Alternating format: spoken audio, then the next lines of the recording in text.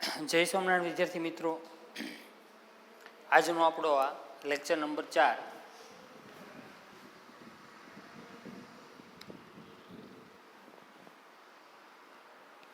ની અંદર તમારું હાર્દિક સ્વાગત છે. ગયા લેક્ચરની અંદર આપણે 1 થી 18 તત્વોની સામાન્ય ઇલેક્ટ્રોનીય રચનાની ચર્ચા કરી.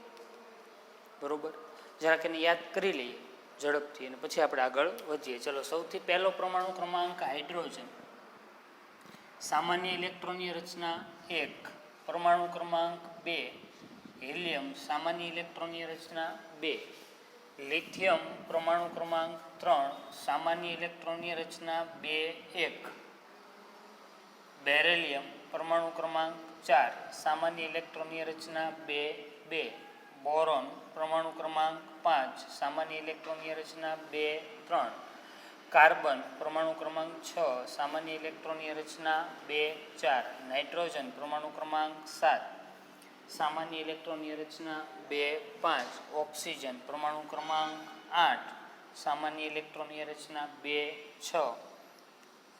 ફ્લોરિન પરમાણુ ક્રમાંક 9, સામાન્ય ઇલેક્ટ્રોનીય રચના 2-7. અને નિયો પરમાણુ ક્રમાંક 10, સામાન્ય ઇલેક્ટ્રોનીય રચના 2-8.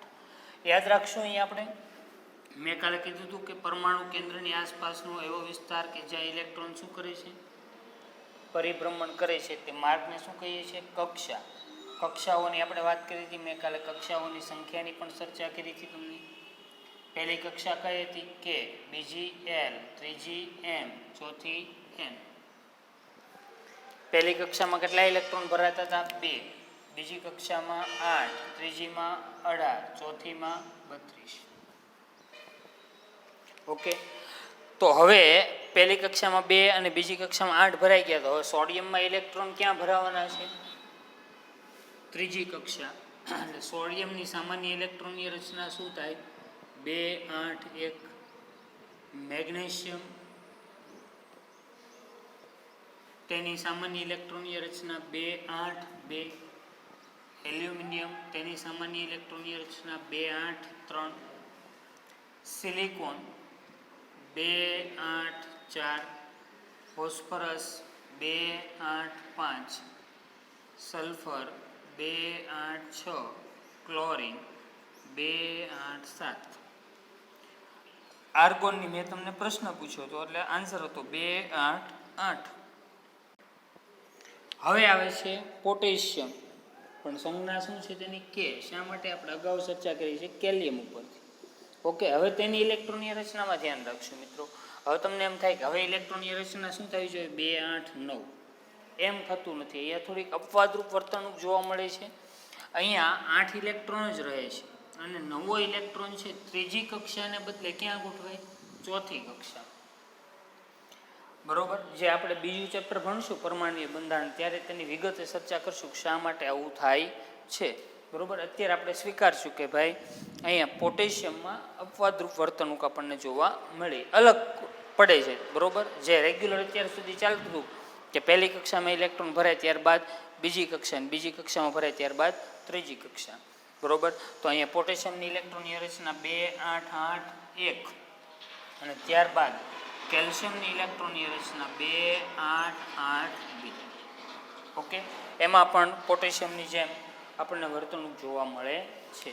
ઓકે, જેની આપણે અગાઉના લેક્ચરોની અંદર, આગળના લેક્ચરોની અંદર ચર્ચા કરશું. ઓકે, તો સામાન્ય ઇલેક્ટ્રોનની રચનાની ચર્ચા કર્યા બાદ હવે આપણે આજે કક્ષા પછી કક્ષકોની ચર્ચા કરશું. કક્ષકો તમારા માટે એકદમ નવું છે.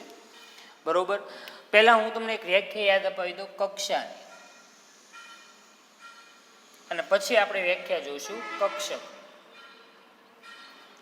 બરોબર, કક્ષાની વ્યાખ્યા આપણે કાલે ભણ્યા હતા. બરોબર, કે પરમાણુ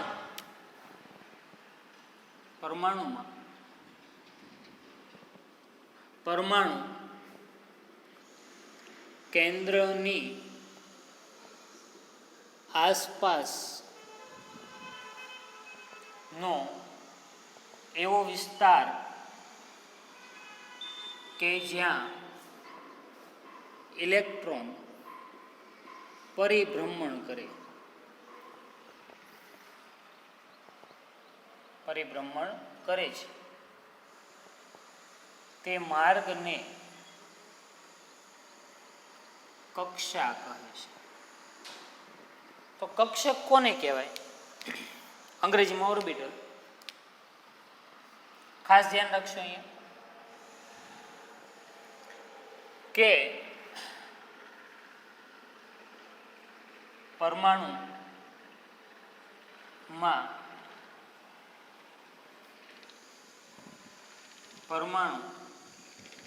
કેન્દ્રની આસપાસ નો એવો વિસ્તાર કે જ્યાં ઇલેક્ટ્રોન મળી આવવાની સંભાવના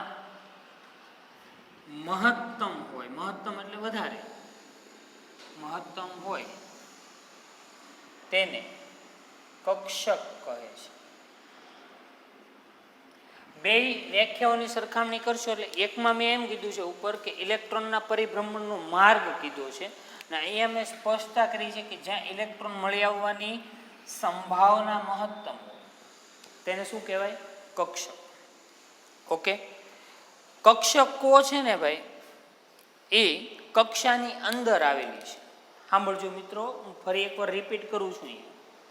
કક્ષા ક્યાં આવેલી છે? કક્ષાની અંદર શું આવેલું છે? કક્ષક. બરોબર.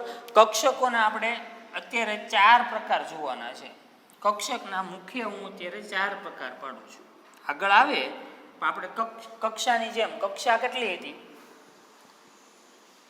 તો કે કક્ષા ભાઈ કે એલ એમ અને એન, પછી ઓ આવે તે બરોબર. એવી રીતે આગળ આપણે લઈએ તો અનંત સુધી લઈ શકીએ. કક્ષકના પ્રકાર પણ અત્યારે જાણીતા પ્રકાર કેટલા છે? 4. કક્ષકના 4 પ્રકાર: એસ કક્ષક, પી કક્ષક, ડી કક્ષક અને એફ કક્ષક. એસ કક્ષક છે એનો આકાર ગોળાકાર છે, સ્ફેરિકલ, ગોળાકાર છે.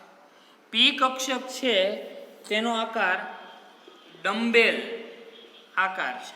ડમ્બેલ આકાર એટલે અહીંયા જુઓ, ડમ્બેલ આકાર આને કહેવાય. આ ડમ્બેલ આકાર છે, આવી રીતે દર્શાવી શકાય. ત્યારબાદ ડી કક્ષક નો આકાર ડબલ ડમ્બેલ આકાર છે, જ્યારે એફ કક્ષકનો આકાર નિશ્ચિત નથી. નિશ્ચિત નથી એટલે નક્કી નથી. તો પહેલા જોઈએ આપણે કક્ષકની વ્યાખ્યા, પછી કક્ષકના કેટલા પ્રકાર જોયા? 4: એસ, પી, ડી અને એફ. એસ કક્ષક છે એનો આકાર કેવો છે? ગોળાકાર. પી કક્ષકનો આકાર ડમ્બેલ આકાર, ડી કક્ષક ડબલ ડમ્બેલ આકાર અને એફ કક્ષકનો આકાર ફિક્સ નથી, નિશ્ચિત નથી. હવે મિત્રો અહીંયા ખાસ એક બાબત બીજી જોવાની છે આપણે, કે જેમ કક્ષા મેં તમને એવું શીખવાડ્યું હતું કે કક્ષાની અંદર ઇલેક્ટ્રોન ભરાવાની વાત હતી, બરોબર. કે કક્ષામાં કેટલા ઇલેક્ટ્રોન હતા તો કે 2, એલ કક્ષામાં 8, એમ માં 18 અને એન માં 32, બરોબર. તેવી જ રીતે કક્ષકોમાં પણ ઇલેક્ટ્રોન ભરાય છે. એસ કક્ષકમાં કેટલા ઇલેક્ટ્રોન ભરાય છે? 2. વધુમાં વધુ 2 જ ઇલેક્ટ્રોન સમાવી શકાય એસ કક્ષકમાં. પી કક્ષકમાં, પી કક્ષકની અંદર 6 ઇલેક્ટ્રોન ભરી શકાય. ડી કક્ષકમાં, ડી કક્ષકની અંદર 10 ઇલેક્ટ્રોન ભરી શકાય અને એફ કક્ષકની અંદર 14 ઇલેક્ટ્રોન ભરી શકાય. આવું શા માટે? અહીંયા જો એસ કક્ષક છે ને એનો કોઈ પેટા પ્રકાર નથી, એટલે અહીંયા પેટા પ્રકાર એનો શૂન્ય છે. એક કક્ષકની એક ખાસિયત એ છે, એક કક્ષકમાં વધુમાં વધુ કેટલા ઇલેક્ટ્રોન સમાય તો કે 2. એટલે એસ કક્ષકનો એક પણ પેટા પ્રકાર એટલે અંદર બીજો વિભાગ પડતો નથી, એટલા માટે એમાં વધુમાં વધુ કેટલા ઇલેક્ટ્રોન ભરાય? 2. પી કક્ષકના પેટા પ્રકાર કેટલા છે ભાઈ તો કે 3. પેટા પ્રકાર કેટલા છે? 3. બરોબર, જે આપણે બીજું ચેપ્ટર ભણશું પરમાણુ બંધારણ ત્યારે આવશે px py અને pz. ઓકે, હવે એક કક્ષકમાં કેટલા ઇલેક્ટ્રોન ભરાય? 2. તો 3 કક્ષકમાં કેટલા ઇલેક્ટ્રોન છે? સીધું સ્વાભાવિક છે, 3 દુ 6. ચાલો ત્યારબાદ ડી કક્ષક. ડી કક્ષકના પેટા પ્રકાર છે ને ભાઈ કેટલા છે? 5. એક કક્ષકમાં 2 ઇલેક્ટ્રોન ભરાય તો 5 ડી કક્ષક હોય તો એમાં કેટલા ઇલેક્ટ્રોન ભરાય? તો કે 5 દુ 10. એફ કક્ષકના પેટા પ્રકાર કેટલા છે? અહીંયા ખાસ ધ્યાન રાખશું. એફ કક્ષકના પેટા પ્રકાર 7 છે. એક કક્ષકમાં 2 ઇલેક્ટ્રોન ભરાય તો 7 કક્ષકમાં કેટલા ભરાય? 14. પણ આપણે માત્ર એટલું યાદ રાખશું કે એસ કક્ષકમાં કેટલા ઇલેક્ટ્રોન ભરાણા? એસ કક્ષકમાં કેટલા ઇલેક્ટ્રોન ભરાય છે? તો કે 2. પી કક્ષકમાં કેટલા ઇલેક્ટ્રોન ભરાણા? તો કે ભાઈ 6. ડી કક્ષકમાં કેટલા ઇલેક્ટ્રોન ભરાણા? તો કે 10. એફ કક્ષકમાં કેટલા ઇલેક્ટ્રોન ભરાણા? તો કે 14. ઓકે, તો આ બાબત તમે બુકની અંદર નોંધી પણ શકો, બરોબર? એ બાબત અહીંયા ખાસ ધ્યાન રાખશું, બુકની અંદર નોંધી લેજો. ઓકે, હવે કક્ષાની અંદર શું આવેલું છે? કક્ષક. હવે મારે કક્ષકની ક્યાં શા માટે જરૂર પડી? ભાઈ મારે તમને આયુપીએસ ઇલેક્ટ્રોનની રચના શીખવી હોય તો તમારે શેની જરૂર પડે? કક્ષકની જરૂર પડે. અને એ સમજેલા હોય તો આપણે આયુપીએસ ઇલેક્ટ્રોનની રચના શીખી શકીએ, તો આપણે તત્વોનું વર્ગીકરણ વાળું ચેપ્ટર છે આપણને સમજવામાં સરળતા પડે. ઓકે વિદ્યાર્થી મિત્રો, આપણે જે વાત કરી રહ્યા હતા કક્ષકોના પ્રકાર કેટલા છે? 4. S P D F. S કક્ષકનો પેટા પ્રકાર એક પણ નથી એટલે કેટલા ઇલેક્ટ્રોન ભરાણા? 2. પી કક્ષકના પેટા પ્રકાર કેટલા છે? 3. કેટલા ઇલેક્ટ્રોન ભરાણા? 6. ડી કક્ષકના પેટા પ્રકાર કેટલા છે? 5. કેટલા ઇલેક્ટ્રોન ભરાશે? 10. અને એફ કક્ષકના પેટા પ્રકાર 7. કેટલા ઇલેક્ટ્રોન ભરાશે? 14. હવે મેં થોડી વાર પહેલા એક શબ્દ કીધો છે, કક્ષાની અંદર શું આવેલું છે? કક્ષક. બરોબર, કઈ રીતે એને આપણે સમજવાનો પ્રયત્ન કરીએ. ચાલો કક્ષાની વાત કરીએ તો સૌથી પહેલા અહીં હું પરમાણુ કેન્દ્ર દર્શાવું. પરમાણુ કેન્દ્ર. ચાલો પહેલી કક્ષા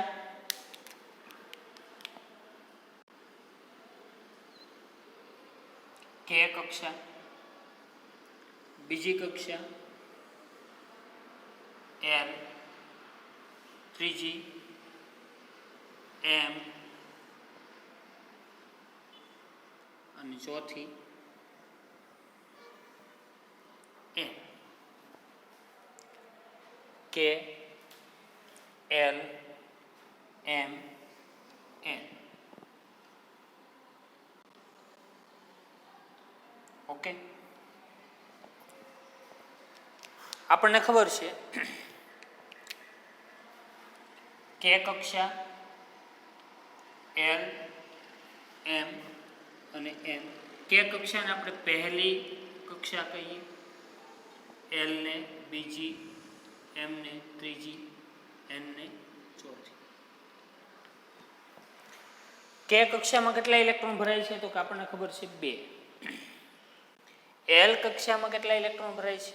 તો કે 8. એમ કક્ષામાં કેટલા ઇલેક્ટ્રોન ભરાય છે? 18. અને એન કક્ષામાં 32. હવે અહીંયા બહુ જ ધ્યાન રાખજો, હું જે હવે કહું છું એ કે કક્ષાની અંદર કક્ષક છે, બરોબર? તો કે કક્ષાની અંદર માત્ર એક જ કક્ષક આવેલી છે. કે કક્ષાની અંદર માત્ર એક જ કક્ષક આવેલી છે. કઈ કક્ષક આવેલી છે? એસ.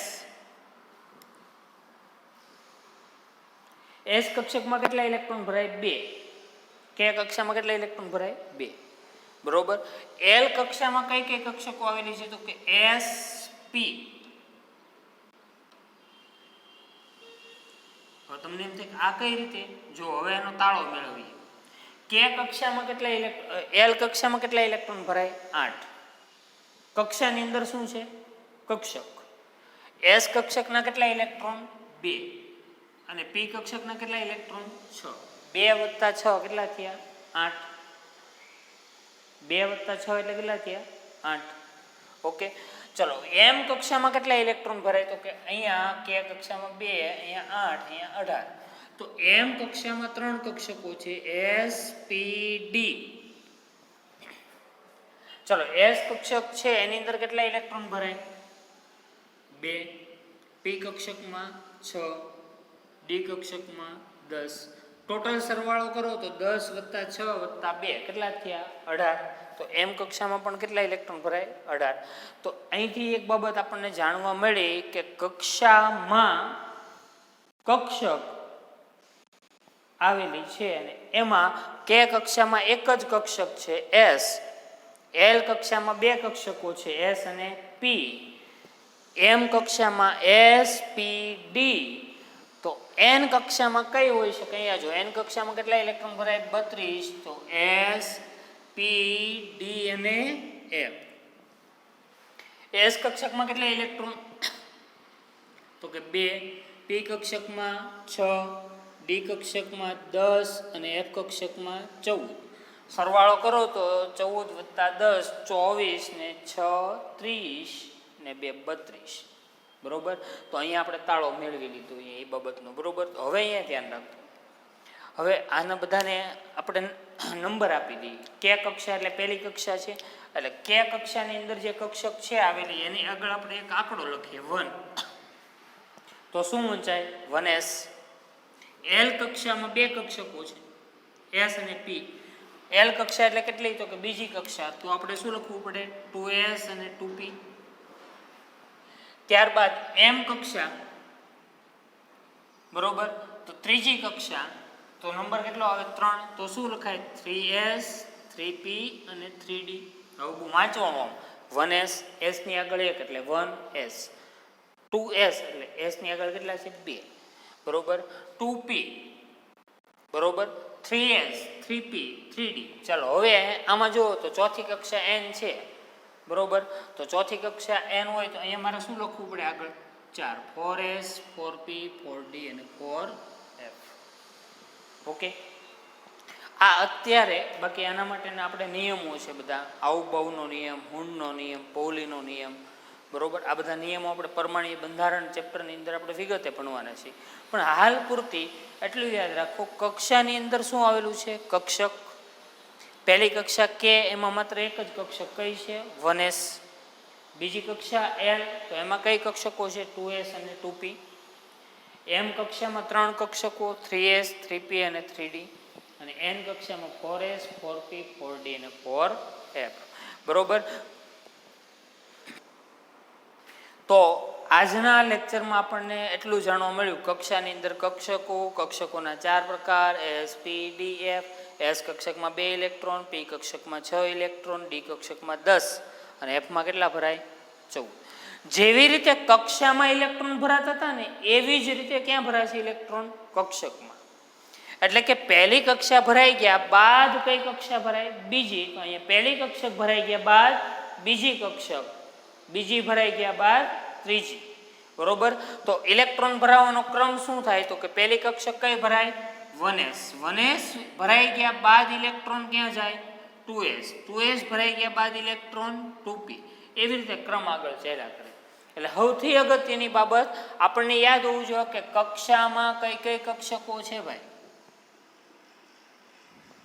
કક્ષામાં કઈ કઈ કક્ષકો? ચાલો પહેલી કક્ષા કે, તો એમાં કઈ કક્ષક આવશે? 1s. એલ તો એમાં 2s અને 2p. એમ તો એમાં 3s 3p અને 3d. અને n તો એમાં 4s 4p 4d અને 4f. બરોબર. તો આજના લેક્ચર માટે આપણે એટલું રાખશું. અને આ જે ચાર્ટ છે એ તમારે વ્યવસ્થિત રીતે દોરીને બુકમાં રાખવાનો છે. કારણ કે કાલે બુકની અંદર આ ઉતારી લેજો તમે. કારણ કે આવતા લેક્ચરની અંદર આપણે છે ને ઇલેક્ટ્રોનની રચના લખવાની છે, બરોબર. 1 થી 20 તત્વોની. એટલે એના માટે આપણને ખૂબ જ ઉપયોગી બનશે. એટલે આ જે રીતે લખેલો છે એ રીતે તમારે લખી નાખવાનું છે. ઓકે.